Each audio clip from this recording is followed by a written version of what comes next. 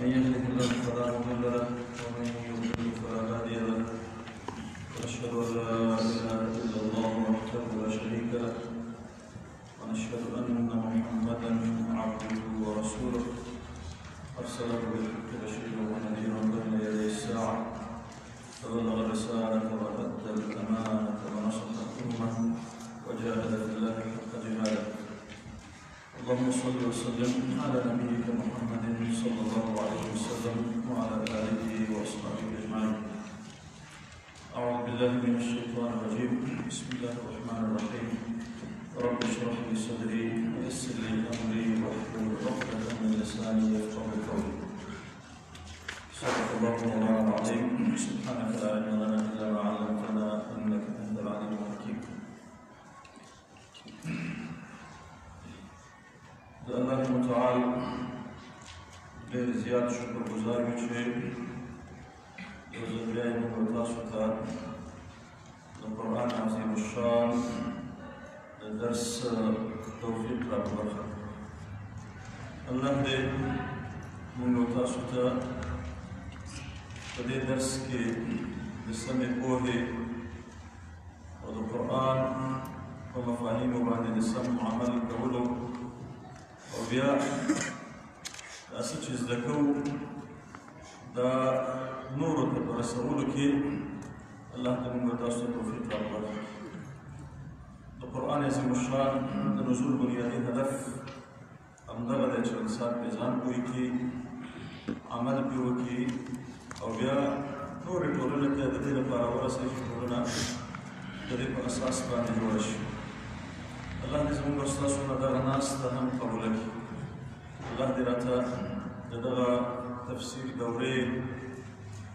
د اختتام توفیق راپرخه کړي او الله دې په خپله درګاه کې زموږ او ستاسو نه قبول کړي.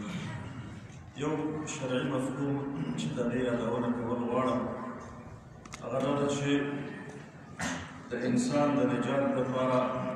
دا ضرور نه ده چې د هغه ټول اعمال دې قبول شي. که چیرې د انسان په اعمالو کې یو بنیادي او اساسي عمل هم قبول شي نو هغه د انسان لپاره د نجات ذریعه ګرځي. او زموږ او ستاسو په ژوند کې تر ټولو ستر عمل هغه همدغه عمل دی. د الله په کور کې ناست یو، د الله کلام ته ناست یو، د یو طالب العلم په توګه ناست یو او د الله د رضا د حصول لپاره ناست یو او د الله مبارکې میاشتې دي همدغه مبارکو میاشتو کې ناست یو. دا ټول د دې نښې او د دې قرائن دي چې انشاءالله الله به زموږ او ستاسو نه دا عمل قبلوي. نیتونه به انشاءالله خالص ګرځو. نیت به همدا وي چې د الله په کلام باندې پوه شو، عمل پرې وکړو او دغه کلام د خپل ځان او د ټولنې او د امت لپاره د نجات ذریعه وګرځوو. الله دې زموږ او ستاسو نه دغه ناسته قبوله کړي. ورونو، د تفسیر قرآن د قرآن عظیم الشان د تفسیر دورې همدا یې سیزن دی تقریبا. الحمدلله اوس په هر ځای کې، په هره مدرسه کې، په هر جومات کې د قرآن عظیم الشان هغه درسونه شروع دي او یا به شروع کېږي. د روژې مبارکه میاشت دا د الله سره تېرېږي د ډېرو خلکو. طبیعي ده چې دغه سیزن کې هغه چا ته چې الله توفیق ورکړو په برخه کې چې د دې نه سمه استفاده وکړي، سم ګډون پکې وکړي، دا د الله خوښه ده، د الله اختیار ده، د الله استفاده، د الله توفیق ده. دا په شتمنۍ او په وزګارتیا باندې نه کېږي، دا په مینه باندې کېږي، د الله د دین سره، د الله د کتاب سره په علاقمندۍ باندې کېږي. همدې علاقمندۍ لپاره انسان خپل خوب پرېږدي، خپل کار پرېږدي، خپل روزګار پرېږدي، دا ټول مسایل پرېږدي. نو هغه څه چې د دې درسونو په اساس باندې مهم دي، درسونو ته په ټوله کې الحمدلله خوښ یو، خوشحاله یو. الله دې دا درسونه نور هم زیات کړي. هغه څه چې په دې درسونو باید مرتب شي او د درسونو نه بنیادي هدف دی هغه دا ده چې د دې امت نه الله متعال همغه د رسالت امت جوړ کړي. با رسالت امت او د بارسالت امت مفهوم دا ده چې په لومړي قدم کې د امت د تشکیل لپاره، د امت د جوړولو لپاره، د امت د یووالي لپاره او وحدت لپاره کار کوي، او په دویم قدم کې د امت په حرکت راولي، دا په خوځښت راولي، امت د خپل اهداف او خپل مقاصد معرفي کوي او د هغې په رڼا کې هغوی تنظیموي. او الله چې دا امت د کوم څه دپاره رالیږلی چې هغه د نړۍ قیادت دی، د نړۍ رهبري ده، د انسانیت لارښوونه او هدایت دی، نو هغه لور ته د دې امت بول د دې درسونو هغه بنیادي هدف او مقصد دی. نو الله دې وکړي چې زموږ او ستاسو په دې درس او په نورو ټولو درسونو چې په دې وطن کې کېږي همدغه هدفونه او همدغه اهداف ترلاسه شي، امت په یو شي، ځوانانو کې مینه، محبت او وحدت پیدا شي، یووالی پیدا شي او دا احساس پیدا شي چې د خپل دین لپاره قرباني ورکړي او په دین باندې ځان پوه کړي او د هغې په اساس باندې، د پوهې په اساس باندې قربانۍ ته آماده شي. ورونو، زموږ او ستاسو دا درس هم د همدې لړۍ او د همدې سلسلې یو درس دی. طبیعي ده چې کوم ورونه چې دلته مدرسه کې پاتې دي هغه زموږ د دې مدرسې د درسونو په عمومي خطاب باندې، عمومي مقاصدو باندې، عمومي لهجه هغه باندې پوه دي. زموږ د درس عمده هدف هغه همدا یو چې موږ د قرآن سره مباشر مستقیم ځوان اشنا شي او هغه د قرآن په رڼا کې د دې امت د وحدت او یووالي دپاره کار وکړي. همدا زموږ هدف دی، همدا مقصد. که چیرې ځینې مفاهیم چې په قرآن عظیم الشان کې راغلي دي او د هغې په تفسیر کې علما مختلف دي او اختلاف یې هم کړی، نو زموږ منهج او تګلاره دا ده چې اختلاف ته د رحمت په سترګه ګورو. اختلاف د امت او د ملت د ټوټې کېدو او د تفرقې ذریعه نه جوړو، بلکې دا د رحمت په توګه ورته ګورو، د احترام په سترګه ورته ګورو. البته د اختلاف په مواردو کې طبیعي ده چې انسان یو طرف هغه ورته راجح ښکاري یا دا چې په هماغه باندې عمل کوي، د دې سره چې ټول ورته د الله حکم ښکاري. خو کله چې موږ کوم قول، کومه وینا په اصطلاح دلته ذکر کوو، د یا راجح قول په توګه باندې یا دا چې هلته زموږ او ستاسو هغه بنیادي د فهم د اصولو یا د معیارونو په اساس باندې موږ ته راجح ښکاري، نو د دې معنا هېڅکله به دا نه وي چې موږ نور آرا، نور نظریات، نور افکار هغه په بشپړه توګه باندې د دین نه وباسو یا د ګمراهۍ فیصله کوو. البته د ګمراهۍ لپاره هم خپل حدود شته، پولې شته، داسې نه چې موږ هغه پولې نه پېژنو، پولې شته. خو کار زموږ دا نه ده چې موږ په اسلامي امت کې د ګمراهۍ او یا د کاملا د بېدینۍ د ټاپو په شکل باندې د امت د خپل ځان نه جلا وګڼو. وظیفه هم دا ده چې امت راټول کړو، نه سره جلا کړو. نو زموږ د دې درسونو عمده منهج همدا وي چې اختلافي مسایلو کې تعامل همدا ده چې که یو قول باندې اخذ هم کوو، هغه په دې معنا نه ده چې نورو اقوالو ته موږ په بشپړه توګه باطل یا د دین نه خارج ووایو. د دین نه چې کوم خارج اقوال دي د هغې قطعي ادله موجود وي او هغه قطعي ادلو په بنیاد باندې بیا سړی فیصله کولی شي چې دغه مسله د دین نه ده یا اجماع خلافه ده یا د امت د عامو په اصطلاح علماو د مجتهدینو د آراو نه په بشپړه توګه مخالف. اختلافي مسایلو کې هېڅکله دا کار نه کوم. قاعده شرعي قاعده ده چې لا انکار فی ما اختلف فيه. نو یو خو دا مسله. دویم مسله دا ده چې زموږ د درس عمدتاً هغه طریقه دا وي چې په درس کې زموږ بنیادي هدف دا دی چې یو ځوان هغه د قرآن د اهدافو سره وتړل شي، د قرآن د مقاصدو سره وتړل شي او هغه انسان یا هغه ځوان هغه د خپل ژوند هدف د قرآن په رڼا کې وپېژني او د هغې په اساس باندې خپل ځان برابر کړي. په دې اساس تر ډېره حده پورې کوشش هم دا وي چې قرآني آیاتونه هغه په هره بڼه چې وي،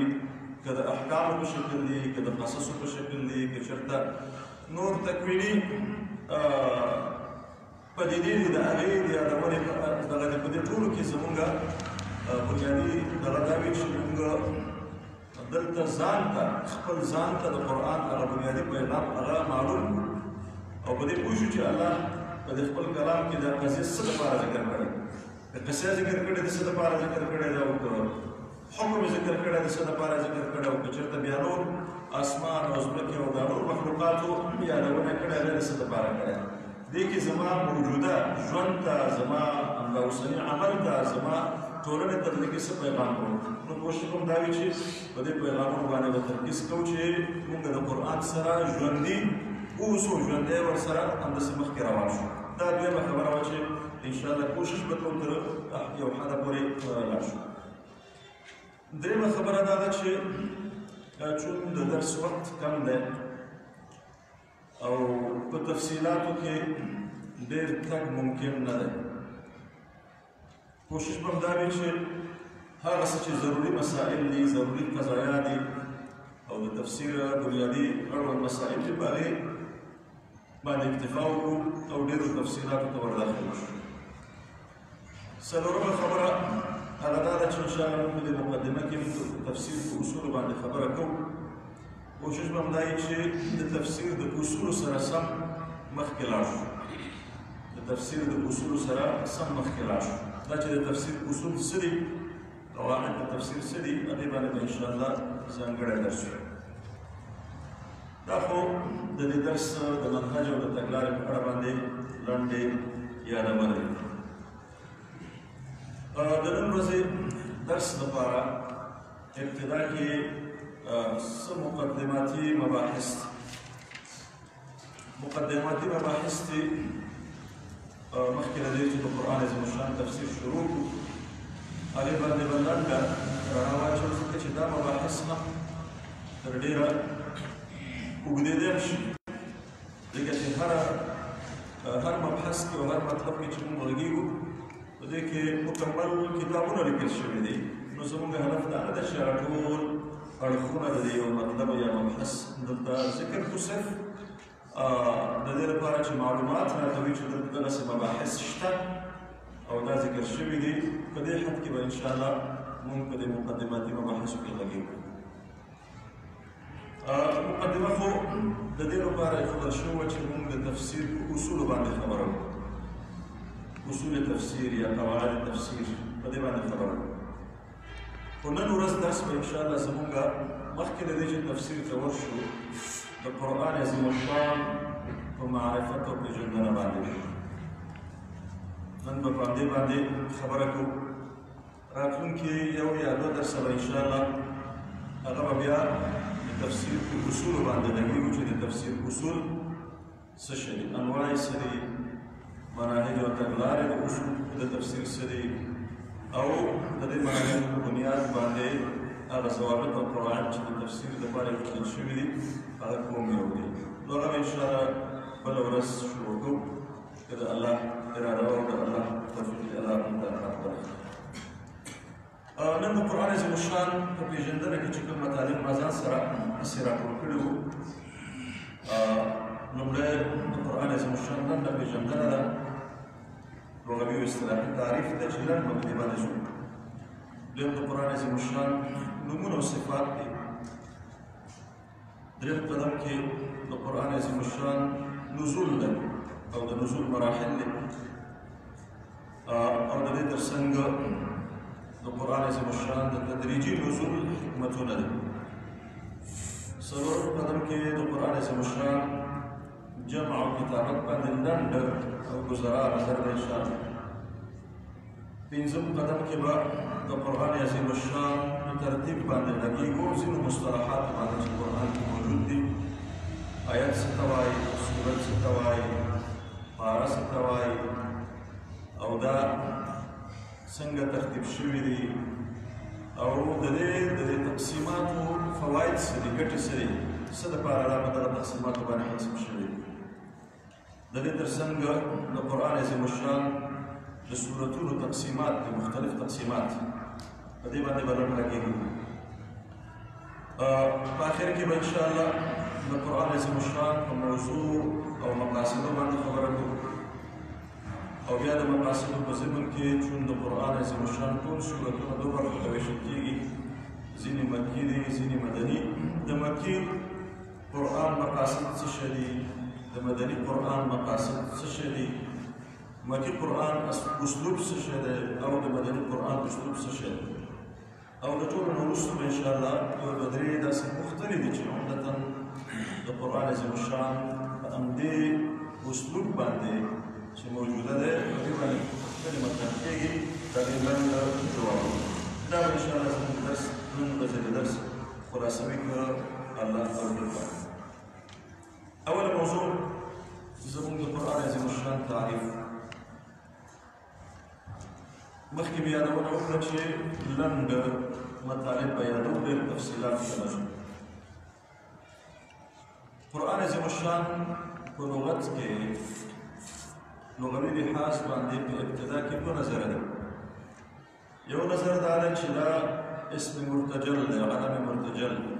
په دې معنی چې دا مشتق نه ده اشتقاقي معنا نه ده بلکې ابتدا د همدې لپاره الله وضع کړی دی او الله ورته د قرآن نوم ایښی نو په دې صورت کې د قرآن مبدأ او مصدر معلومولو ته ضرورت او اړتیا نه پېښېږي دویم نظر دا دی چې نه دا مشتق دی چې کله مشتق شي نو بیا په دې کې معروف دوه نظرونه دي یو نظر دا دی چې دا سماعي مصدر دی د قراءت نه قرأ يقرأ قراءة اصلي مصدر قراءة دی او سماعي مصدر قرآنا دی دا په معنا د قراءت او لوستلو سره دی قرآن عظیم الشان کې الله فرمایي چې اعوذ بالله من الشیطان الرجیم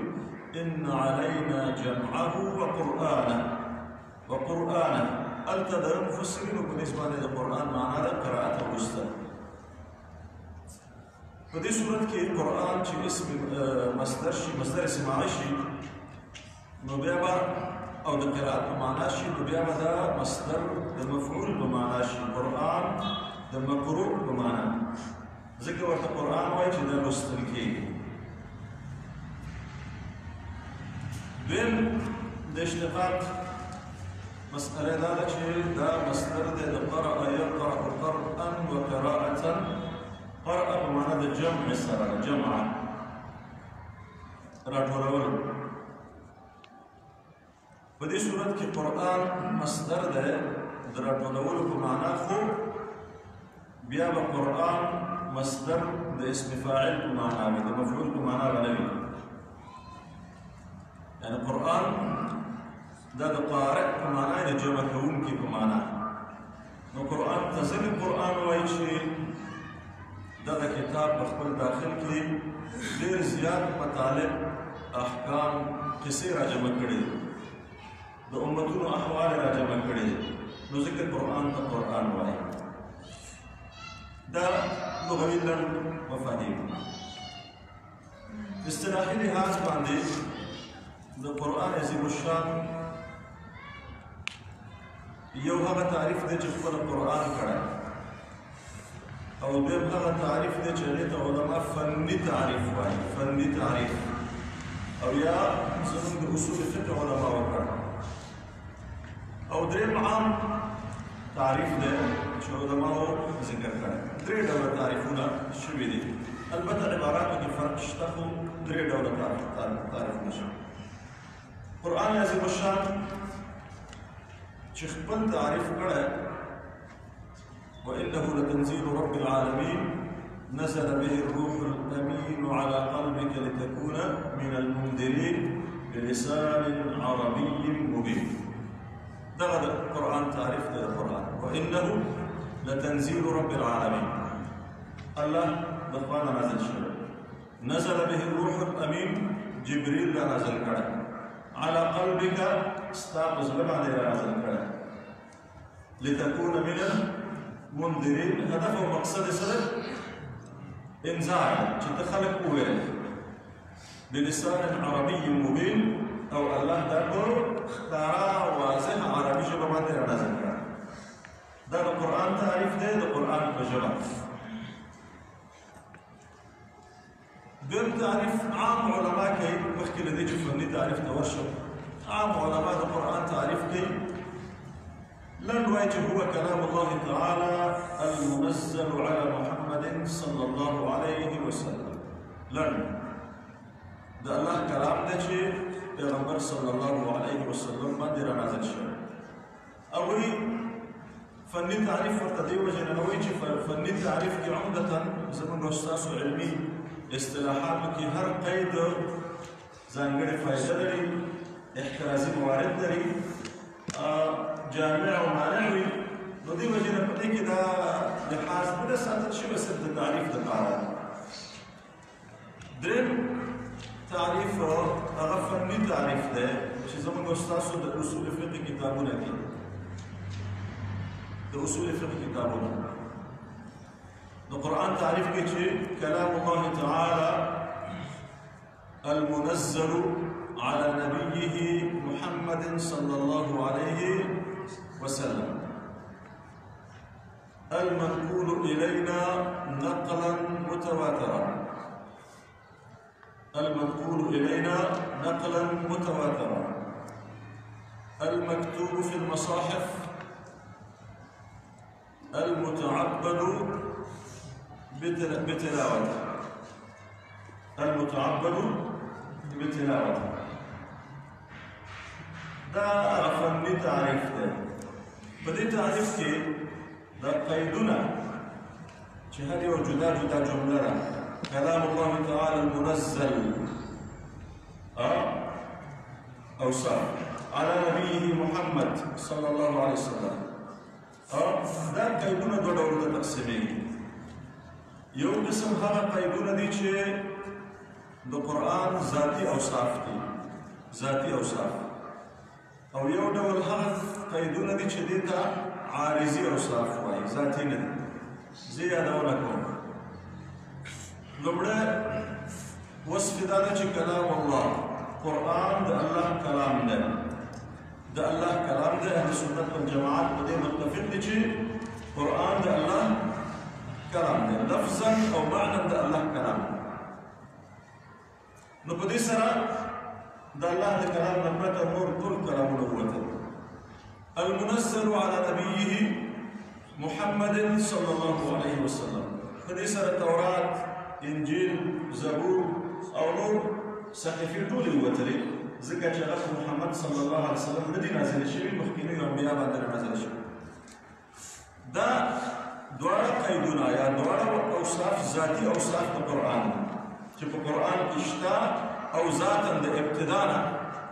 همدغه باندې پېژندل کېږي. خو دا نور اوصاف چې دي المنقول الینا نقلا متواترا بلا شبهة، دا عرضي صفت دی. دا چې کله را نازل شو او پیغمبر علیه السلام د هغې تبلیغ شروع کړ،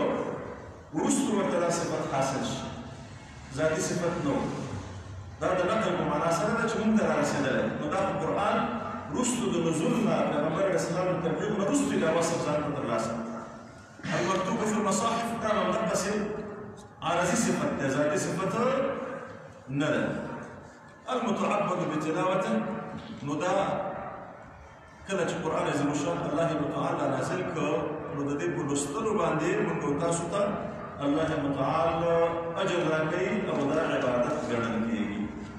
دا د قرآن هغه فني تعریف دی. طبعا په دې کې مسایل شته، زه هغې باندې ډېره مخکې نه ځم. مخکې مې خبره وکړه چې قرآن عظیم الشان د الله وحی ده. د قرآن لفظ او معنا دواړه د الله له پلوه رانازل شوي دي، دواړه د الله له پلوه رانازل شوي دي. دا چې وحی څه ته وایي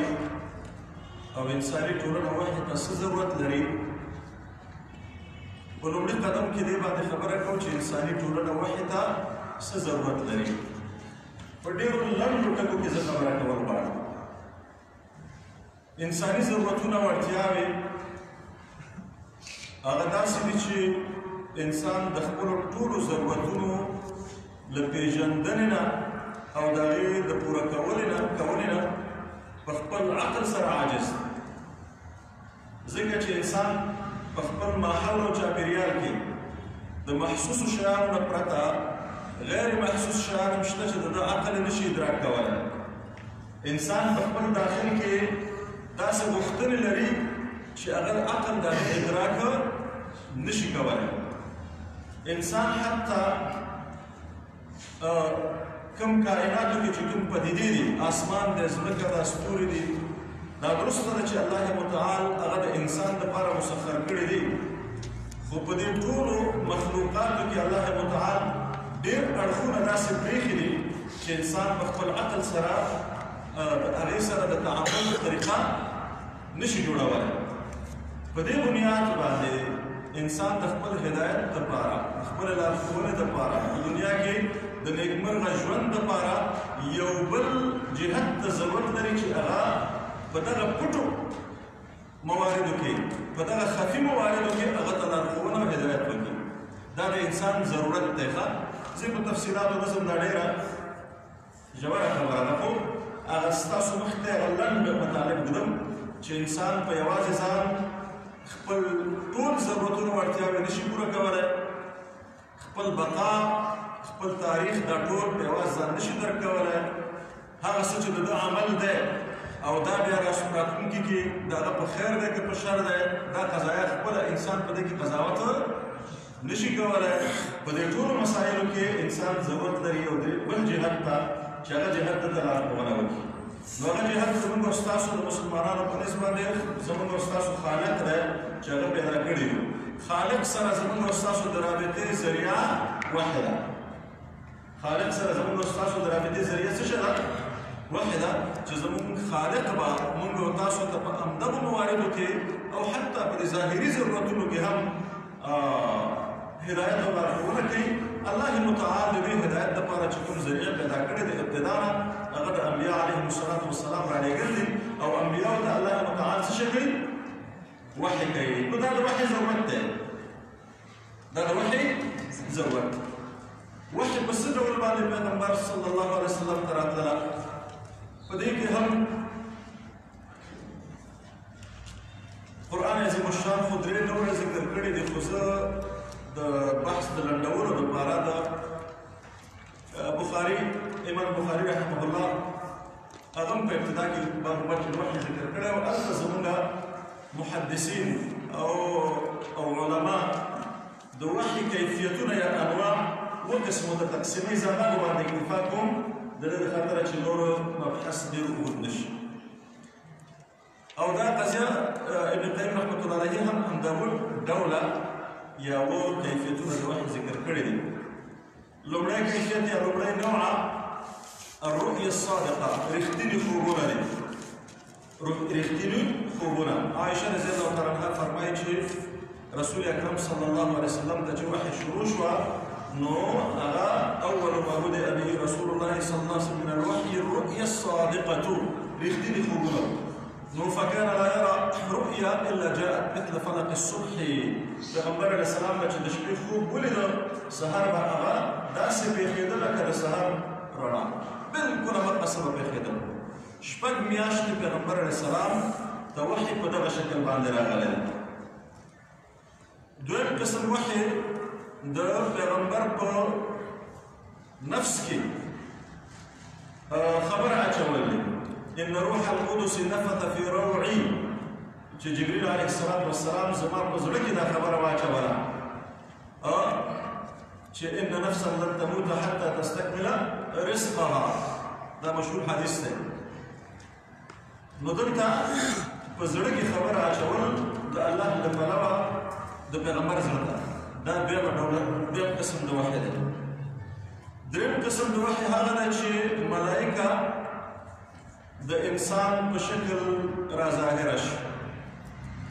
ملائکه د انسان په شکل راظاهره شي پیغمبر علیه الصلاة والسلام ته د مشهور حدیث د جبرین کې چې پیغمبر علیه السلام ناست دی صحابه ورسره ناست دي یو سړی راغی لکه باڼچي دا به تاسو ټول اورېدلی وي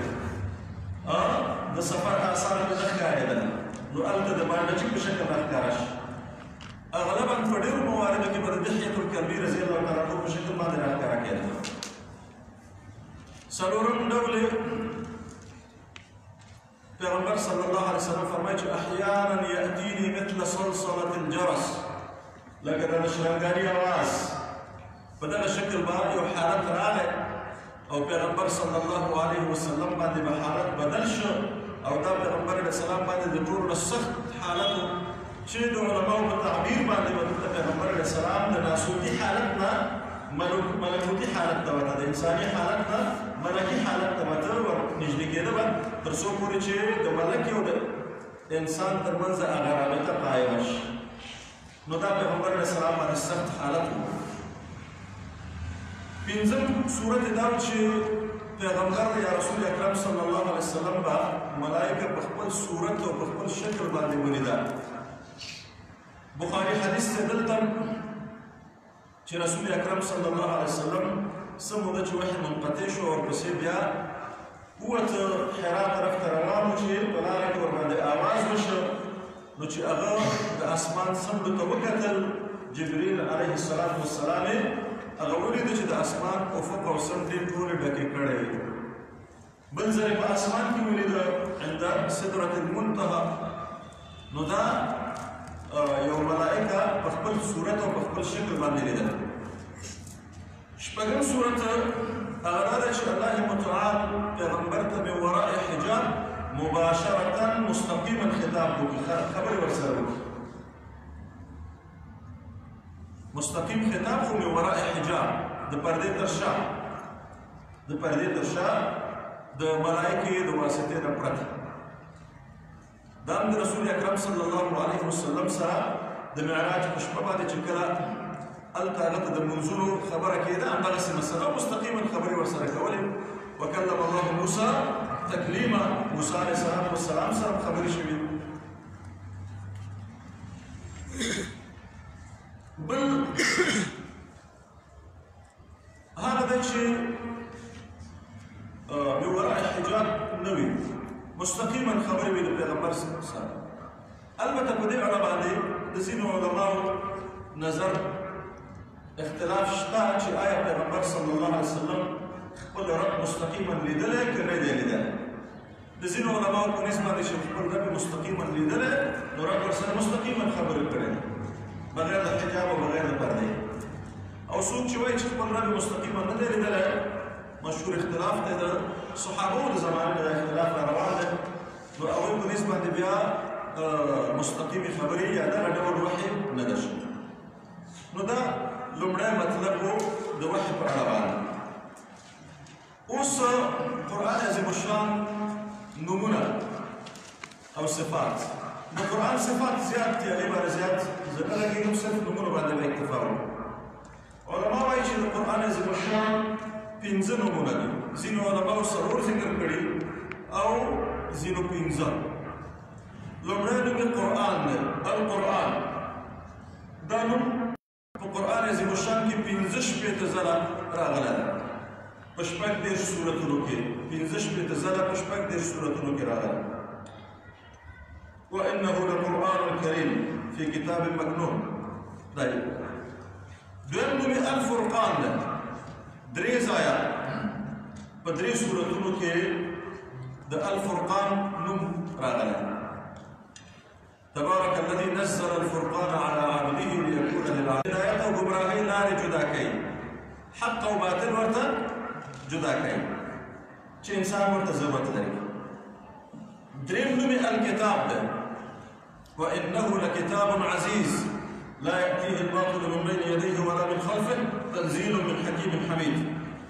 دا تقريبا 8 آياتونو کې راغلي. ذلك الكتاب لا ريب فيه. 8 آیتونو کتاب ولې ورته وایي؟ د دې وجې نه ورته وایي چې یا خو دا په لوح محفوظ کې لیکل شوی، کتاب په معنا د مکتوب سره ده لیکل شوی،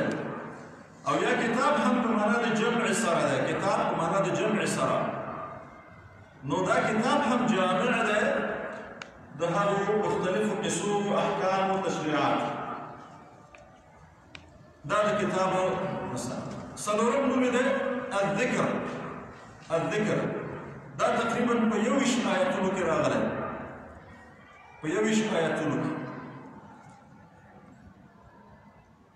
ذکر ولې ورته وایي یا د دې وجې نه ورته ذکر وایي چې څوک دا لولي دا د الله ذکر دی یو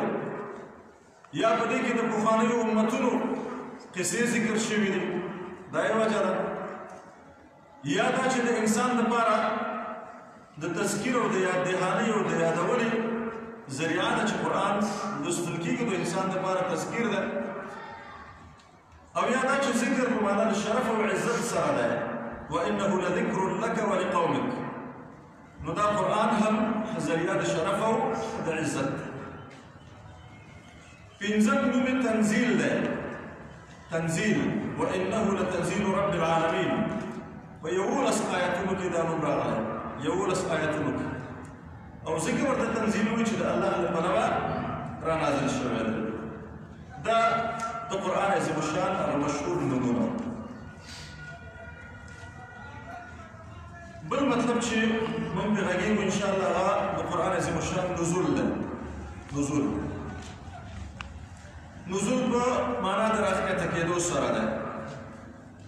الله متعال په خپل کلام کې د قرآن په اړه دوه صيغې ذکر کړي دي په ځینو ځایونو کې د انزال مصدر ذکر کړی انزل قل انزله او ځینو ځایونو کې بیا د تنزیل مصدر راغلی نزل راغلی نزلناه تنزیلا لنډ د دواړو منځ کې فرق دا دی چې انزل چې راغلی په عربي ژبه کې دا یو ځل را نازلېدلو ته وایي یو ځل نو موږ به وروستو د قرآن د نزول په مراحلو کې ووایو چې قرآن یو نزول داسې دی چې یو ځل د لوح محفوظ نه دنیا اسمان ته رانازل شوی تنزیل دا په معنا د بار بار نازلېدلو سره دی نو قرآن عظیم الشان هم د دنیا د اسمان د ځمکې ته بار بار جدا جدا رانازل شوی درې مرحلې د نزول دی د قرآن عظیم الشان درې مرحلې لومړی الله متعال لوح محفوظ ته په لوح محفوظ کې دا لیکلی دی په لوح محفوظ کې دا لیکلی دی دا اول مرحله دویمه مرحله د لوح محفوظ نه بیت العزه چې په اسمان کې د ملایکو قبله ده هغې ته رانازل شوی دی دا نزول یو ځل دی او د رمضان په میاشت کې شوی دی شهر رمضان الذي انزل فيه القرآن انزل دلته راغلی یو ځل رانازل شوی د رمضان په میاشت کې په یو ځل رانازل شوی دریم نزول بیا د بیت العزه یا د دنیا د اسمان نه ځمکې ته نزول دی چې دا تدریجا شوی دی دا تقریبا په 23 کالو کې شوی دی 23 کالو کې ورسېدی زمانه د نزول د قرآن چې څو کاله ده دې کې لږ اختلاف راغلی څوک 20 کاله وایي څوک 23 کاله وایي څوک 25 کاله وایي څوک 25 کاله وایي خو که چېرې دقیق سړی دغه وکړي تقریبا همدغه 23 کاله دا نسبتا حساب چې سړی وکړي همدغه درست ښکاري البته څه کم 23 کاله دي څه کم 23 کاله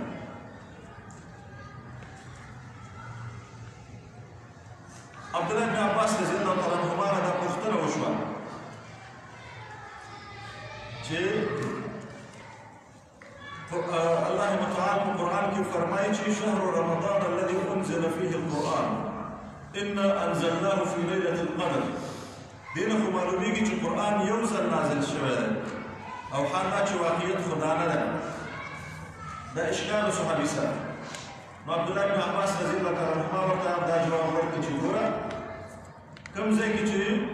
لیلة القدر کې یا رمضان کې د نزول خبره یاده شوې ده هغې نه مراد امقه د بیت العزت ته د نزول قضیه ده چې یو ځل شوی دی او په یو وار باندې رانازل شوی او کوم چې د واقعیت خبره مونږ یادو دا بیا تدریجي نزول دی قرآن عظیم الشان خو د دنیا کې تدریجا راغلی په 22 کال. الله متعال خپله په قرآن کې موږ ته د دې په اړه یادونه کوي. وقرآنا فرقناه لتقرأه على الناس على مكث ونزلناه تنزيلا. وقرآنا فرقناه جدا جدا موږ نازل کړی لتقرأه على الناس على مكث چې خلکو ته ته په دمه دمه ولولي. په بل ځای کې په سورة فرقان کې الله متعال د کافرانو یو اعتراض نقل کوي چې وقال الذين كفروا لولا نزل هذا القرآن جملة واحدة كذلك لنثبت به فؤادك ورتلناه ترتيلا. هلته دا وایي چې کافران وایي چې دا قرآن ولې یو ځل نازل نشي. الله وایي چې دغه دپاره چې ستا زړه مضبوط کړو او دا موږ قرار را نازل کړو. په دې کې د الله ځانګړي حکمتونه چې ولې قرار را نازل شي. علماء ډېر حکمتونه بیان کړي. ځینې حکمتونه خو منسوسي دي. كذلك لنثبت به فؤادك دا یو حکمت. ورتلناه ترتیلا دا بل حکمت. تثبیت د فؤاد یا د پیغمبر صلی الله علیه وسلم د زړه مضبوطول، زړه کلکول، دا د قرآن د تدریجي نزول یو حکمت دی. څنګه د پیغمبر زړه مضبوطېږي؟ هغه په داسې شکل چې رسول الله صلی الله علیه وسلم وظیفه یوازې د قرآن عظیم الشان تبلیغ نه و، بلکې د قرآن عظیم الشان د احکامو سره سم د یو ستر نظام اقامه وه. او دا نظام یوازې د قرآن په نزول سره ممکن نه و. دې ته ضرورت درلوده چې د دغه احکامو مطابق یو نسل وروزل شي او هغه نسل بیا خپله دې ته آماده شي، چمتو شي چې هغه یو ستر نظام جوړ کړي. دې کار ته ضرورت و. نو چې ضرورت و د دغه اوږدې مبارزې چې د نظام د اقامې خبره ده، د دې اوږدې مبارزې په لړ کې به رسول الله صلی الله علیه وسلم سره ستر مخالفتونه رامخ کېدل، اعتراضونه به پکې کېدل، سوالونه مسایل به ورته پېښېدل. نو که چېرې الله متعال دا ټول قرآن یو ځل را نازل کړی او بیا د دې د نزول نه وروستو پیغمبر باندې وخت تر بله مصیبتونه او کړاوونه راغلی وي او د الله رابطه ورسره قطع شوې وي، نو دلته به پیغمبر علیه السلام د ستونزو سره مخ نو الله ورسره خپله رابطه قطع نه کړه. هر کله به چې مصیبت راغی پیغمبر باندې سمدلاسه به وحی ورته راغله او هغه ته به ډاډ ورکړه، اطمینان یې ورکړه. کله به چې سوال وشه، مشکل به پېښ شه، الله به ورته وحی را نازله کړه. موږ تاسو ته په قرآن عظیم الشان کې د احد د غزوې واقعات ذکر دی کړه.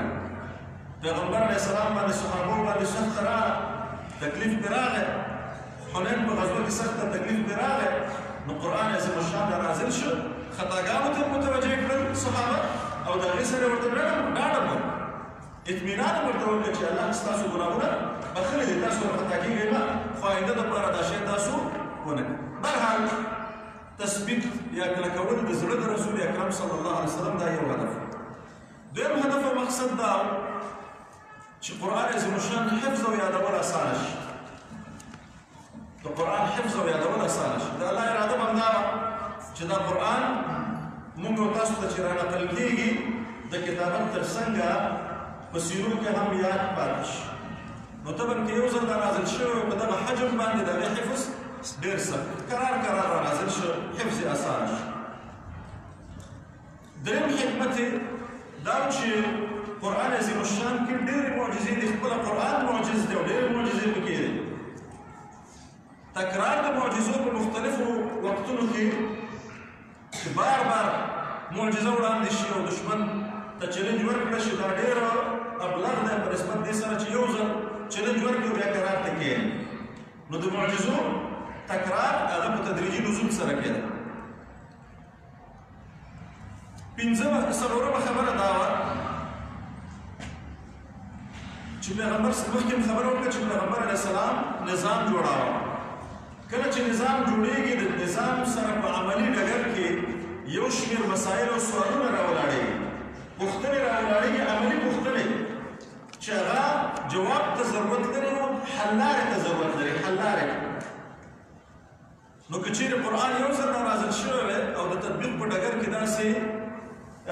عملي مشکلات او ستونزې پېښېدل نو هلته جوابګویي نه شوه کېدی او سم ادراک د قضیې او فهم د قضیې ممکن نه و. په دې اساس دلته چې کله به په عملي ډګر کې کله مشکل پېښ شو نو د مشکل په وخت کې به آیات را نازل شو نو د آیات فهم هم اسانه و ځکه چې هلته به واقعا نږدې پېښه وکړه. نو صحابه په ډېر اسانه باندې پوه شو چې دغه د دې واقعې او د دې مشکل د حل لپاره دا آیت را نازل شوی او پیغمبر علیه السلام ته د تطبیق هم آسان او د نظام دپاره مثلا دا ده چې په مناسب وخت کې د ظروفو شرایطو سره سم د حل لارې وړاندې کړي.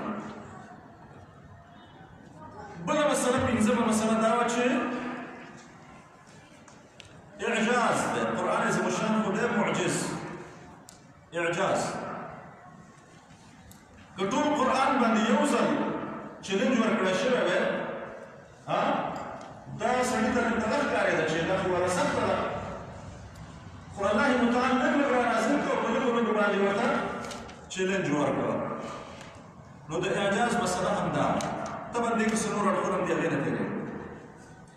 آخري خبره دا وه طبعا دا زه چې آخري ورته وایم دا داسې نه دی چې همدومره دي علماو ډېر زیات بیان کړی دی او ما ځینې ستاسو مخې ته کېښودل چې کوم ما ته ضرور پرېښودل. آخري خبره دا ده چې رسول اکرم صلی الله علیه وسلم په قرآن باندې یو نسل روزل غوښتل تربیه کول غوښتل قرآني نسل روزل او د روزنې ضرورت دا دی د تعلیم او د تربیې ضرورت دا دی چې هغې ته درس او کوم پند او نصیحت چې وړاندې کېږي هغه کرار کرار په تدریج سره او یو د بل پسې وړاندې شي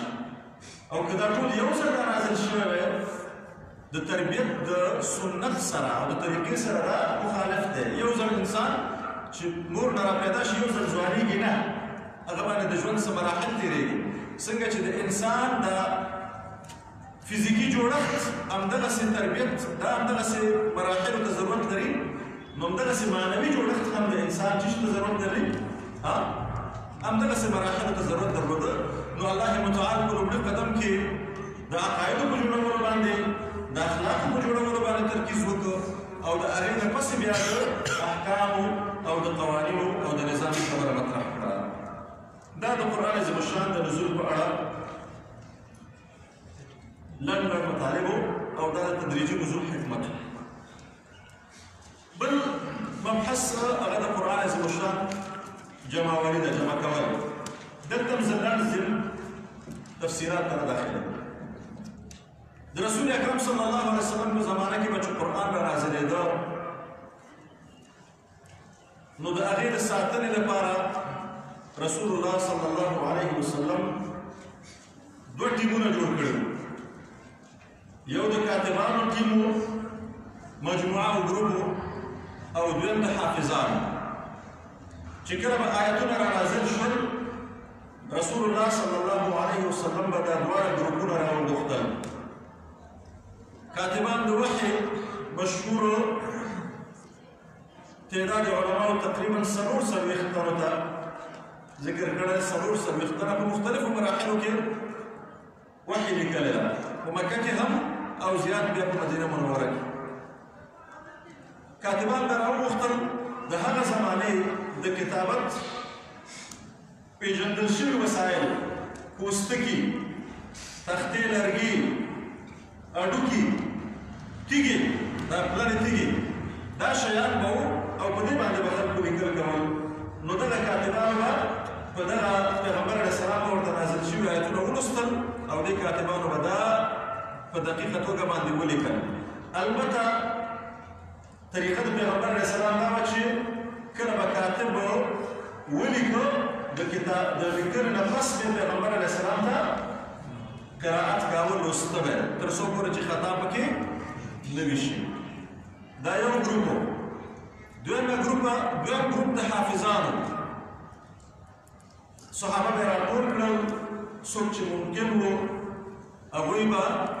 ته به رسول الله صلی الله علیه وسلم کوم آیتونه چې رانازل شوي هغه به ورته ولوسته او بیا به دې کاتبانو او حافظانو ته دا اعلان وکړه چې دغه یو آیت یا مجموعه د آیتونو دا په فلاني صورت کې د فلاني آیت نه وروستو او د فلاني آیت نه مخکې ولیکئ او ځان سره حفظ کړئ دا به ورته وښودله نو د رسول الله صلی الله علیه وسلم په زمانه کې د قرآن عظیم الشان د ساتنې تدبیر دا و یوه خبره چې د قرآن آیتونه به چې رانازلېدل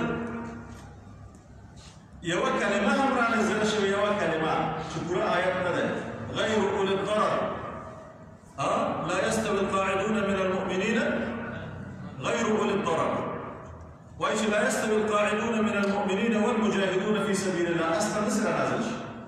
عبد الله بن مكتوم رضي الله عنه ناستو پیغمبر علیہ السلام تیاراغه پیغمبر علیہ السلام دی ویل چې یا رسول الله نو موږ څنګه راځو دې زه جهاد ته تللی نشم نو الله وی چې مجاهد او غیر مجاهد سره برابر نه دي زه جهاد ته تللی نشم نو هغه نه پس کړه یو کلمه را نازله شو چې لا يستوي القاعدون من المؤمنين غير اولي الضرر دا غیر اولي الضرر یو کلمه را نازله شو یو کلمه را نازله شوه یو آیت را نازل شوه مجموعه د سو آیتونو لام یا وحده دا را نازل شوه دي او مکمل سورت هم یو ځل را نازل شوه سورت فاتحه مکمل را نازل شوه سورت انعام را باندې وایي چې مکمل را نازل شوه نو د قرآن د نزول درسه حالتو چې په مختلفو بڼو باندې را نازل شوه دا د رسول الله صلی الله علیه وسلم په زمانه کې د قرآن د ساتنې طریقه او منهج دا په زمانه کې طبعا د پیغمبر علیه السلام په زمانه کې قرآن په د موجوده بڼه باندې ترتیب شوی نه و وجه دا چې په هره لحظه کې د اضافي آیتونو د نورو آیتونو د نزول امکان موجود و نو که داسې ترتیب شوی وی نو هلته خو بیا داخلول ممکن نه و دویمه خبره دا وه چې هلته نسخه کېده ځینې آیتونه منسوخېدل نو منسوخ آیتونه خو داسې دي چې هغه نه لوستل کېږي کوم چې حکما او تلاوتا منسوخ دي که نه نو هغه بیا د قرآن نه لرې کېدل باید لرې شوی وی او نو که چېرته داسې ترتیب شوی بیا نسخ امکان نه و نو دې وجې نه پیغمبر علیه السلام په زمانه کې په دې ترتیب ونه شو ابو بکر صدیق رضی الله تعالی عنہ زمانہ راغله قرآن په دې بڼه باندې مکتوب هم پروت او د حافظانو په سیمو کې پروت یمامه کې د مرتدینو سره جګړه وشوه او یا تنه قاري صاحبان شهیدان شو حضرت عمر رضی الله تعالی عنہ ابو بکر صدیق سره راغله او دا خطر ورته یاد کړ چې ګوره که موږ قرآن مرتب نه کړو منظم نه کړو هغوی سره ترتیب واضح و هغوی سره ترتیب واضح و پیغمبر علیه السلام ورته ښودلی وه خو یې که چېرته موږ ونه لیکو نو آینده کې د قاري صاحبانو د شهادت په سلسله کې کېدای شي دا قرآن یا ضایع شي یا ترتیب یې ګډوډ شي هغه ابتدا کې نه منله د اصرار او ټینګار په نتیجه کې ومنله په مشوره یې زید بن ثابت رضی الله تعالی عنه راوغوښته څلېرویشت کلن ځوان و هغه نه غوښتنه وکړه چې ته کاتب د وحي او دا کار وکړه هغه هم نه منله ابتدا کې په نتیجه کې د اصرار او د ټینګار په نتیجه کې آماده شو هغه ته ابو بکر صدیق رضی الله تعالی عنه حضرت عمر صاحب یوه تګلاره وټاکله یو منهج ورته ورکړ چې په دغه طریقه باندې قرآن راټول طریقه دا وه چې هره ورځ چې ته کومه برخه د قرآن لیکې هغه ته خو یاد و زید بن ثابت صاحب ته یاد چې ته کومه برخه د قرآن لیکې تر څو پورې چې دوه شاهدان در سره نه وي هغې پورې تا برخه مه لیکه د دوه شاهدانو په تفسیر کې علماو دوه قوله ذکر کړي یو قول دا ده چې دوه شاهدانو معنا دا ده چې ته جومات مخې ته به ودرېږې هره ورځ لمانځه پسې جومات مخې ته ودرېږه او دا کومه برخه چې لیکې دا صحابهو نه پوښتنه وکړه چې چا سره لیکنه شته دا یو شاهد او بل چا نه پوښتنه وکړه چې چا ته یاد دی دا بل شاهد ځینو خلکو په دې شکل تفسیر کړې ده او ځینې وایي چې نه دوه شاهدان چې هغوی په شاهدي ورکړي چې دا موږ د پیغمبر صلی الله علیه وسلم نه اورېدلی خو لنډه دا چې زید بن ثابت صاحب به ودرېده د جومات مخې ته صحابو نه به د کومې برخې چې لیکلې اراده وه هغې پوښتنه کوله او د پیغمبر علیه السلام په زمانه کې یو مسأله وه چې یو خو د پیغمبر کتابت صلی الله علیه وسلم او یو د صحابو خپل ځانګړي کتابتونه ولیکلي وي چې ځینې صحابو د خپل ځان سره هم قرآن لیکه. نو زید بن ثابت صاحب جومات مخې ته ودرېده، برخه به اعلان کړه چې دا چا سره شته، نو کومه برخه به چې د چا سره وه هغوی به شاهدي ورکړه چې دا ما سره شته، که لیکلي به ورسره په کور کې به هغه به ورته راوړه او په دې شکل باندې صرف دو آیتونو په اړه باندې چې زید بن ثابت رضی الله تعالی عنه وایي چې هغه صرف ما یو آیت د ابو خزیمه انصاري صاحب سره ومونده د سورت احزاب یو آیت، او بل آیت مې د خزیمه ابن ثابت انصاري صاحب سره ومونده چې هغه د سورت براءت اخري آیتونه. نو دا مسأله وه په دغه شکل باندې زید بن ثابت صاحب دا قرآن راټول په دې شکل یې راټول. البته ابوبکر صدیق رضی الله تعالی عنه چې کوم قرآن راټول کړی هغه په همغه اوه لهجو باندې یا 7 احرف چې ځانګړی مبحث دی په هغه باندې لیکل شوی. حضرت عثمان رضی الله تعالی عنه زمانې پورې دا مسله همداسې روانه وه.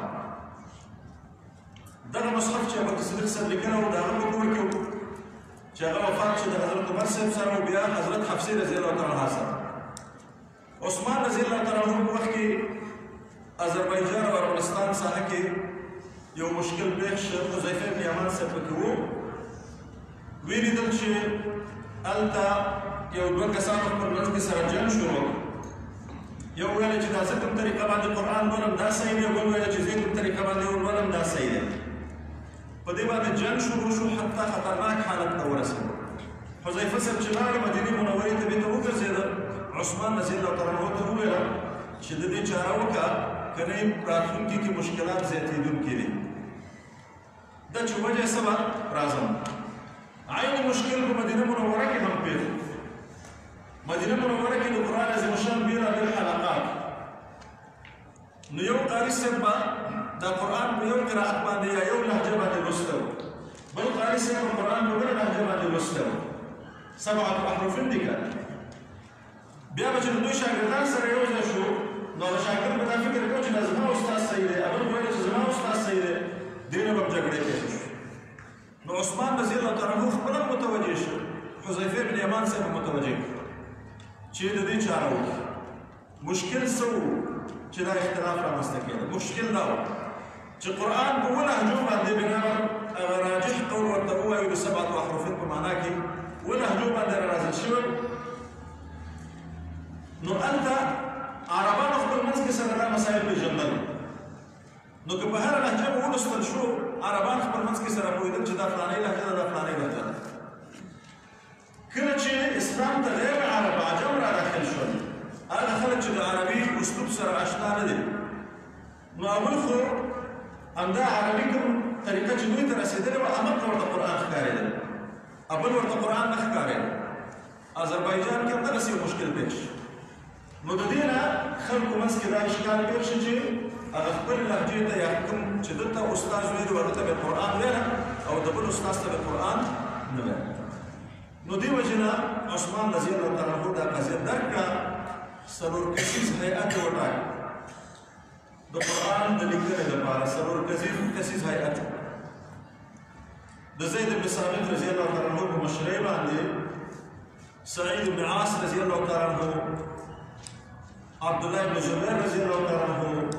او عبدالرحمن بن حارث بن هشام رضی الله تعالی عنه دغه درې واړه قریشیان دي، عبدالله بن زبیر، سعید بن عاص او عبدالرحمن بن حارث بن هشام، دا درې واړه قریشیان. او زید بن ثابت چې دی هغه انصاري و. 4 کسیز هیئت یې وټاکه. زید بن ثابت رضی الله تعالی عنه یې ورته مسئول که دوی ته هم منهج او تګلاره ترسیم کړه. د منهج یوه برخه یې دا وه چې که چېرې ستاسو تر منځ اختلاف راځي په کوم یو لهجه کې یا قرائت کې، نو بیا هلته به تاسو د قریشو په لهجه باندې لیکل کوئ، ځکه چې قرآن دا د قریشو په لهجه باندې اصالتاً نازل شوی. په دې اساس باندې دې کمیټې خپل کار بشپړ کړ. عثمان رضی الله تعالی عنه ته یو نسخه ولیکله. نو عثمان رضی الله تعالی عنه 2 ستر اقدامات وکړه. یو اقدام یې دا و چې د دغه نسخې نه پرته چې صحابه سره نور فردي نسخې موجودې وي هغه نسخې راټولې کړې او هغه وسوځول د دې لپاره چې هغه نسخې که همداسې پاتې شي او دغسې نقل شي نو دا راتلونکي کې مشکل ایجادولی شي دویم اقدام یې دا کړ چې د دې یوې نسخې نه د متعددو نورې نسخې ولیکلې 15 یا 9 یا 9 بنابر اختلاف روایات او په هغه زمانه کې چې اسلامي ستر ښارونه بحرین او بصره او کوفه او شام او مدینه او مکه او دې ځایونو ته یوه نسخه ولیکله او هلته علماو ته امر وکړه چې علما د هماغه نسخې نه بیا د خلکو دپاره نورې نسخې ولیکي نو دا د عثمان رضی الله تعالی عنه دویم اقدام د حضرت عثمان صاحب دغه ټول اجراءات دا په ابتدا کې اگر که د عثمان رضی الله تعالی عنه او د دغه کمیټې کار خو وروستو د هغې نه بیا دا د صحابو د اجماع په نظر کې نیولو سره دا اجماعي کار شوی دی قطعي کار شوی دی تر دې دمه پورې چې هر څه فردي تصرفاتو خو د دې نه پس هغه اجماع شوه نو د هغې کې تغییر او تبدیل راوستل هم پکار نه تر دې پورې چې زموږ علما دا وایي چې دا کوم چې رسم عثماني ورته وایي دا طریقه د لیکلو چې دغه رسم عثماني دا اجتهادي دی دا چې څه ده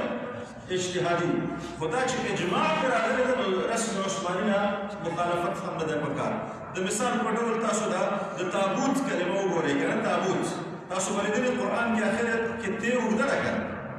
ت اوږده ده دا د قریشو خط دی د نورو ټولو کې تا مدوره راځي دا ګرده ت نه ده چې په سر یې ټکي داسې راځي خو د قریشو دغه شی ده اوږده ده تا اوږده ده نو اوس چې څومره مصاحف تاسو ګورئ هغه په کومې ولیکل کېږي په اوږده تا باندې لیکل کېږي داسې څلور د قریشو ځکه چې دا مصحف عثماني یا رسم عثماني دی واضح شوه دا د قرآن عظیم الشان د جمع کېدو دغه البته د عثمان رضی الله تعالی عنه جمع چې وه په دې کې دغه دا وه چې دا د همدې قریشو په لهجه باندې دغه شوه او هغه بیا دغه ورته خلکو ته امر وکړي چې د همدې مطابق تاسو لوستل کوئ او نور پرېږدئ دا د قرآن د جمع خبره اوس بل مسئلې ته راځو قرآن ترتیب د قرآن دو ترتیبه دی یو دی ترتیب د نزول او بل دی ترتیب د مصحف عثماني یو ترتیب د نزول دی یو ترتیب دی د مصحف عثماني د نزول ترتیب خو هغه په دغه شکل نه ده چې موږ تاسو قرآن عظیم الشان لولو هلته لومړني آیتونه چې رانازل شوي اقرأ باسم ربک الذي خلق آخره سپاره کې ده وروستی آیت چې په راجح قول باندې رانازل شوی واتقوا یوما ترجعون فیه الی الله په سورة بقره کې 200 آیت ده تقریبا آخر کې ده ما قبل آخر رکوع نه مخکې او همداسې د صورت اول ډېر کله کې اخر کې نازل شوی او اخر اول نازل شوی اصل چې د مصاحف ګوري هلته لیکلي چې ترتیب د نزول کې دا صورت داسې ده او ترتیب د مصحف کې نو دوه ترتیبه دي ترتیب د مصحف دا حضرت عثمان رضی الله تعالی عنه کړی حضرت عثمان رضی الله تعالی عنه نو په دې کې دوه مسائل مطرح دي په ترتیب کې یو ترتیب د آیاتونو د په داخل صورت کې او یو ترتیب د سورتونو د په خپل منځ کې ترتیب د آیاتونو په داخل صورت کې توقیفي ده څه شی ده توقیفي معنا ده چې دا د رسول الله صلی الله علیه وسلم په امر او د الله په وحی شوی ده الف لام میم ذلك الكتاب لا ريب فيه هدى للمتقين دا لومړی آیت د سورة بقره ده همداسې ده که نو دا توقیفي پیغمبر علیه السلام همدغسې ورته ویلي. د دې ستر دلیل خو یو خو هماغه ده چې مخکې موږ په نزول دغه کې خبره وکړه جمعه چې آیتونه به رانازل شي، پیغمبر علیه السلام به صحابه کاتبین او حافظان به راوغوښتل، ورته به وویل چې دغه آیتونه د فلاني آیت پسې او د فلاني نه مخکې ولیکه. دویم دلیل دا دی چې په ځینو آیتونو په اړه باندې پیغمبر علیه الصلاة والسلام ترتیب ذکر کړی. من قرأ العشر الأواخر من سورة من قرأ العشر الأوائل من سورة الكهف مثلا، همدارنګه د سورة الكهف آخري په اړه مختصر روایت راغلی. د سورة بقرې د آخري آیتونو په اړه باندې لفظ د آخر راغلی دی. رسول الله صلی الله علیه وسلم قرائت هم په همدې شکل باندې و. نو د دې وجې نه ترتیب د آیاتونو څه شی دی؟ توقیفي. هیڅ یو آیت هم څوک حق نه لري چې مخکې وروست وکړي، نه صحابو دا کار کړی. دویم ترتیب د سورتونو دی. په دې کې درې نظره مشهوره دي. ځینې علما وایي چې دا اجتهادي دی. حضرت عثمان رضی الله تعالی عنہ په اجتهاد کړی، دا مرجوح نظر ده. ځینې علما وایي چې کاملا ټول سورتونو ترتیب توقیفي دی. توقیفي هغه معنا چې مخکې مو ویل چې پیغمبر علیه السلام یادونه کړې ده چې اول د سورت فاتحه یې بیا بقره، بیا آل عمران، بیا نساء، بیا مائده باندې شروع او اخر سورت الناس. دا دویمه رأیه ده. درېیمه رأیه دا ده چې نور ټول سورتونه توقیفي دي پرته د سورت براءت او انفال نه، چې دا حضرت عثمان صاحب په خپل اجتهاد باندې دا دواړه سره جدا کړي دي او بسم الله په منځ کې نه ده لیکلې. ورسېدی دا درې نظره دي، خو همدا خبره درسته ده چې ټول سورتونو د ټولو سورتونو ترتیب هم توقیفي دی. ورسېدی دا د آیتونو او د سورتونو ترتیب دی. د قرآن عظیم الشان اول خو آیت څه ته وایي؟ لغت کې نښې ته هم وایي یوه معنا، لغت کې دلیل ته هم وایي، دلیل برهان ته آیت وایي، او معجزې ته هم آیت وایي. قرآن کې په دې درې واړو معناګانو استعمال شوي، د نښې په معنا، دلیل او برهان په معنا او د معجزې په معنا. دا یې لغوي معنا ده. اصطلاحي معنا د آیت دا ده چې د قرآن عظیم الشان هغه برخه ده چې د جملو نه مرکبه وي، حتی که تقدیري جمله هم وي، حتی که تقدیري جمله هم وي، پیل او پای لري، پیل او پای لري. دا ما تاسو ته لنډه ترجمه ذکر. دغه ته آیت وایي. دغه ته څه وایي؟ آیت. سورت دا هم یا د لوړ ځای په معنا د اوچت ځای، یا د دیوال په معنا د احاطې په معنا. سورت هم د قرآن سورتونه ډېر لوړ مرتبه او لوړ مقام لري، او یا احاطه کړي په یو شمېر مطالبو، قصو او احکامو باندې، ځکه ورته سورت وایي. پوه شو مطلب باندې؟ دیو جنو ته سورت وایي چې احاطه یې کړې ده، را شامل دي، راټول کړي دي یو شمېر مطالب او قصې او احکام. په اصطلاح کې هم د قرآن هغه برخه ده چې لږ تر لږه د درې آیاتو نه مرکبه وي،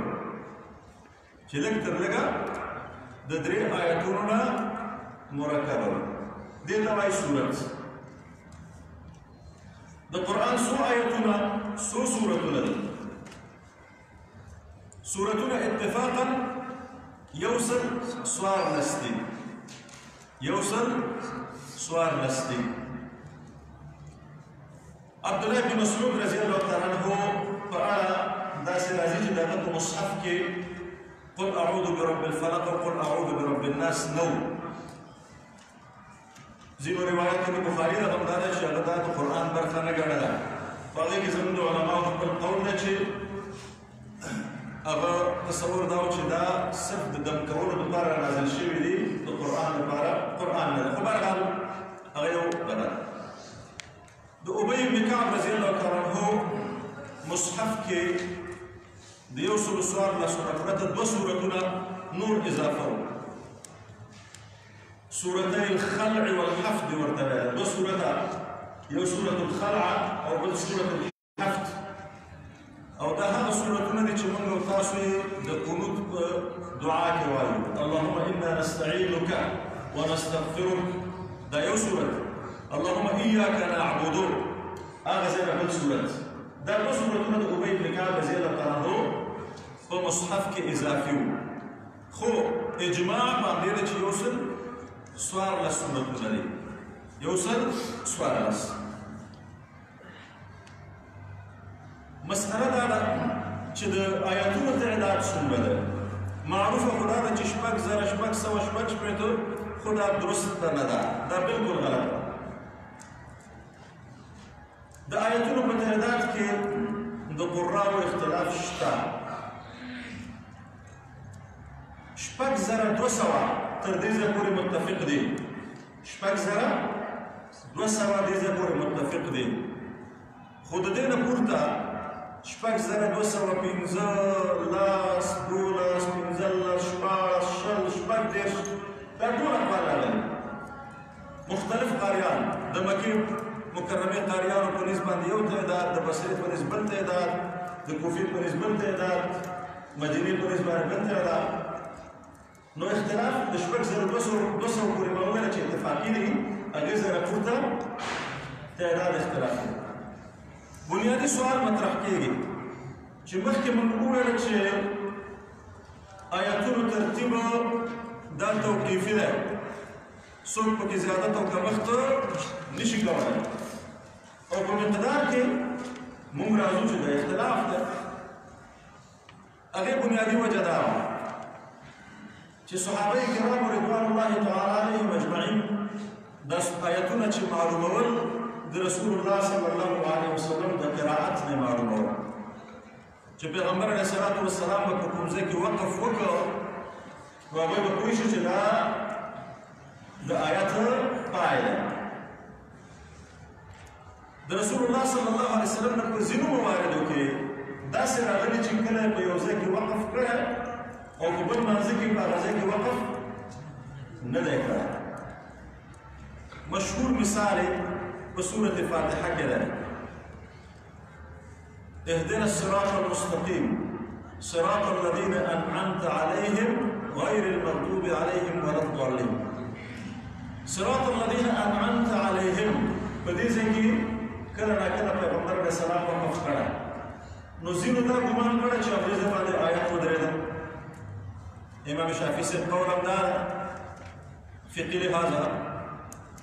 او کله ناکله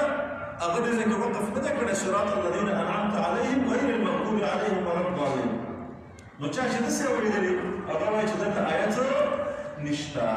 نو د اختلاف بنیاد او اساس همدغه دی چې دوی د پیغمبر نه همداسې اورېدلي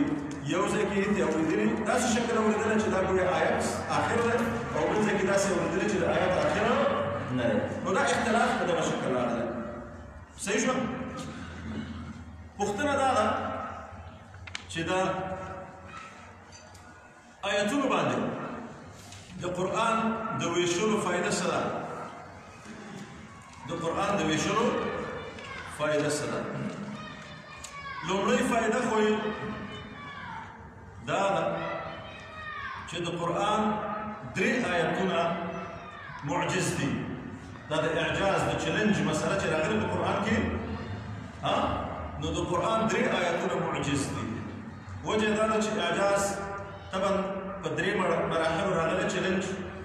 یا دا چې ټول قرآن ابتدا کې بیا ورپسې بعشر سور مثله مفتریات او آخر کې فأتوا بسورة من مثله او تر ټولو لنډ صورت درې آیتونه لري نو درې آیتونه دا حد او هغه پوله د اعجاز ده او دا پوله د اعجاز هغه وخت کې پېژندل کېږي چې آیتونو تعداد او شمېره او ځایونه درته معلوم وي پوه شوې په دې باندې دا یو دویمه ګټه یې دا ده چې د وقف کوم ځای کې به وقف کې بهتره ده نو دا هغه ځای کې تا ته معلومېږي چې تا ته آیتونو آخر معلوم دي که زموږ قاري صاحبان همدلته وقف کوي که که آیتونو پای درته معلوم نه وي اندازه درته معلومه نه وي نو وقف خو بیا ته په اسانۍ باندې نه شي کولی کوم ځای کې به یې کوي څلورمه خبره فقهي احکام دي چې زموږ یو شمېر فقهي احکام دې پورې تړلي موږ فقه کې وایو زم د صورت کې زم د صورت چې صورت فاتحې سره به یو صورت یو ځای کې او یا یو اوږد آیت او یا درې لنډي آیتونه نو که آیتونه سره جلا جلا نه دا حکم تطبیقي نه شي بیا خو نه شي تطبیقېدی بیا چې صورت بقره شروع کړه نو بیا ټوله وایي ځکه چې صورت خو ټول صورت دی نو دا یې ګټې دي ښه دا یې څه شی دی په صورتونو باندې د تقسیم ګټې په صورتونو باندې د تقسیم ګټې دلته هم لومړۍ ګټه خو هماغه اعجاز دی هماغه تحدي او چیلنج دی که نه فأتو بصورة من مثله ټول قرآن باندې چیلنج نه دی شوی ابتدا کې وو خو وروستو بیا یو صورت ته راکوز شي دویمه ګټه یې دا ده چې حفظ اسانېږي قاري صاحبانو ته د دې ښه پته لګېږي اوږد صورت څومره سخت دي که نه او دا لنډي صورتونه آسان شي صورت سړی یاد کې خوشحاله شي زړه قوت واخلي درېیمه ګټه دا ده چې هر صورت ځانګړې موضوع لري ځانګړی مقصد او هدف لري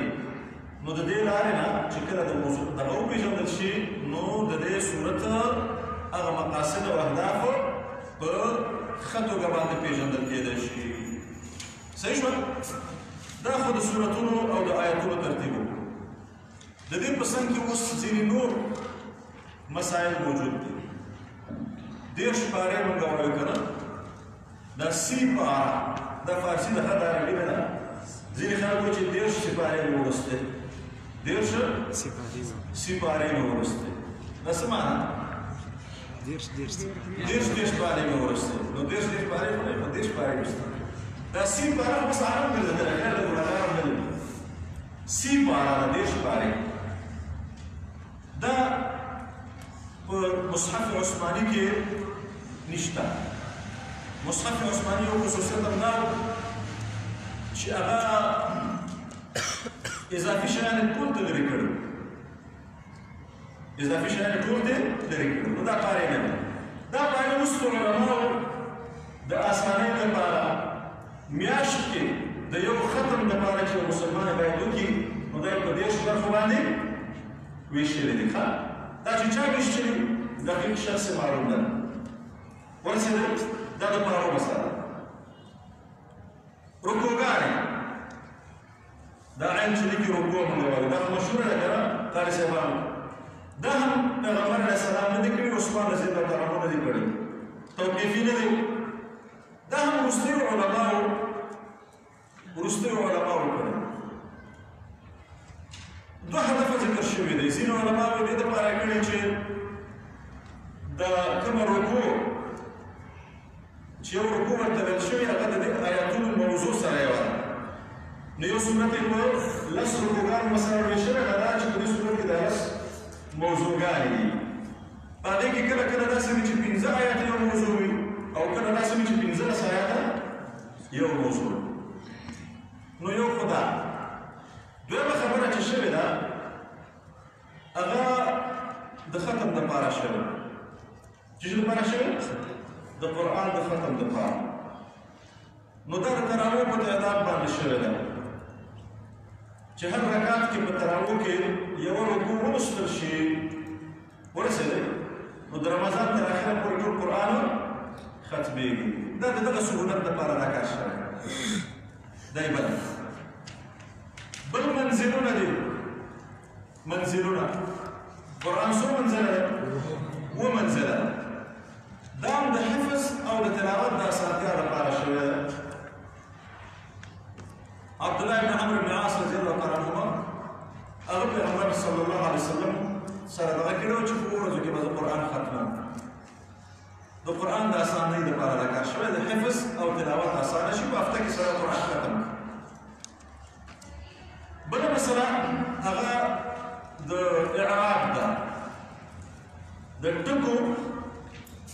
د زور او زیر دا مسایل. عثمان رضی الله تعالی عنہ چې کومه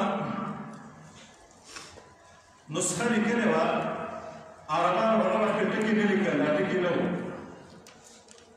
خلک به په خپله ژبې په سلیقه باندې پوهېدل چې دلته دا ټکی نوم دی که بیله، نوم دی که بیله، ټکي نه وو. البته حضرت عثمان رضی الله عنه چې دا نسخې ولیکلې اووه یا نهه نسخې، نو د نسخې سره یو قاري ولېږه. نسخې سره څوک ولېږه؟ یو قاري چې کوم کوفې ته مثلا نسخه راړه ورسره قاري لاړه تر څو پورې چې هلته خلکو ته دغه نسخه په هماغه طریقه باندې ولولي چې لیکل شوې ده چې په هغې زور او زیر په دغه کې په ټکو کې سره غلط نه شي. نو دا ټکي ابتدا کې نو عربان په خپله پوهېدل. او دویمه ګټه د دې دا وه، دویمه ګټه چې دا په داسې یو طریقه باندې لیکل شوی چې دا اوس کوم قراءات ورته وایو که نه، دا قراءات چې د دې ټولو احتمال یې درلوده، د دې ټولو احتمال یې درلوده. مثلا قاتله دا الف پکې نه و،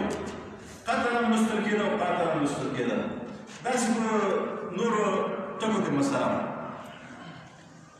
دا ټکي چا ورکړي ده، اعراب چا ورکړی ده، دا هم وروستو د ضرورت د وجې نه پېښ شي. چې کله عجم را داخل شول هغوی عربي باندې نه پوهېدل، عربي ذوق یې نه درلوده، نو د دې ویره وه چې هغوی به غلطېږي، زور او زیر کې به غلطېږي، نور مسایل به راځي. نو بیا په دې کې لږ اختلاف شته.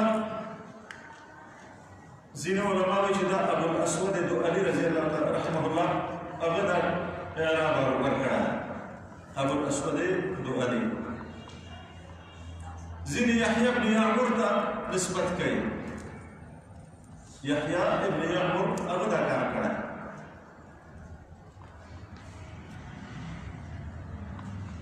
ځینې نصر ابن عاصم ته کوي، نصر ابن عاصم په نامه یو شخص و، هغه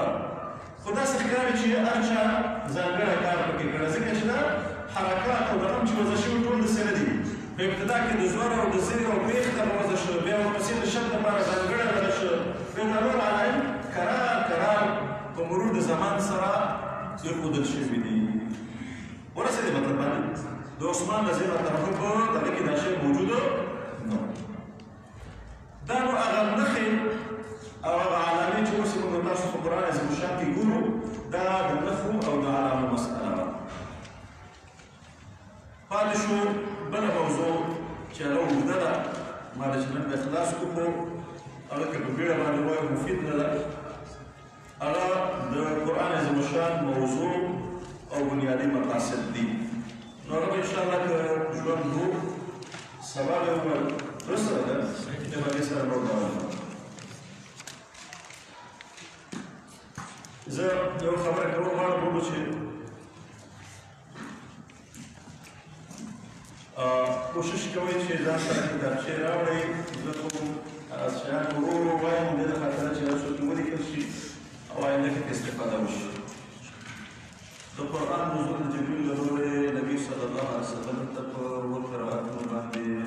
په یو قرائت باندې دا قضیه ما عمدا پرېښوده. حدیث کې راځي چې انزل القرآن على سبعة أحرف عمدا مې پرېښوده ځکه چې دا موضوع اوږده ده. البته وروستو کېدای شي په هغه کې مونږ خبره وکړو. یو خبره چې دلته تعبیر شوی، تعبیر د تصحیح لپاره خبره کول غواړم چې یو د قرآن د قراءتونه دي وګوري، قراءات سبعه یا قراءات عشره ورته وایي،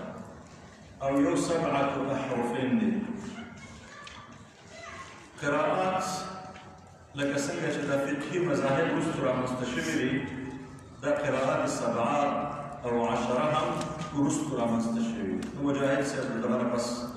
دا به نه دي ښه، یعنې هغه انزل القرآن على سبعة أحرفین کې دا نه دي. دا چې څنګه رامنځته شوي دي هغې خپل دغه د قراءات دا اووه نه وو، لکه څنګه چې فقهي مذاهب ډېر ښه څلور پاتې شوي دي، دا قراءات هم اووه نه وو، دا هم ډېر زیات قراءات. خو بیا همدغه وو په تواتر سره موږ ته رارسېدلي دي درې شاذه دي مثلا 10. نو دا ممكن على سيدنا أروح شيء بيا دور كثير هذا بسرعة هذا بس أنا الروس وقتي شيء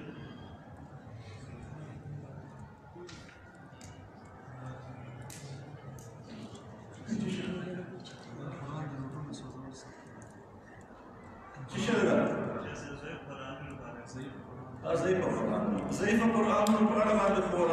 ما نشتا شكتشت السيزي منابيخ يرى بس زي كماشي ياسين كلا زي كشغال ما لنش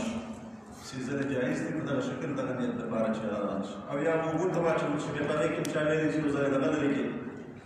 السيل اللي هو السيل اللي هو بحر اللي كذا وسط ده متروس هذا شيء نعم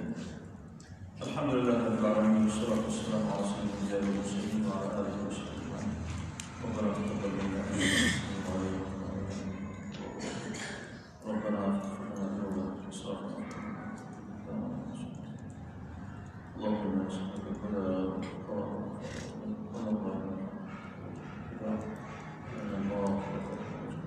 اللهم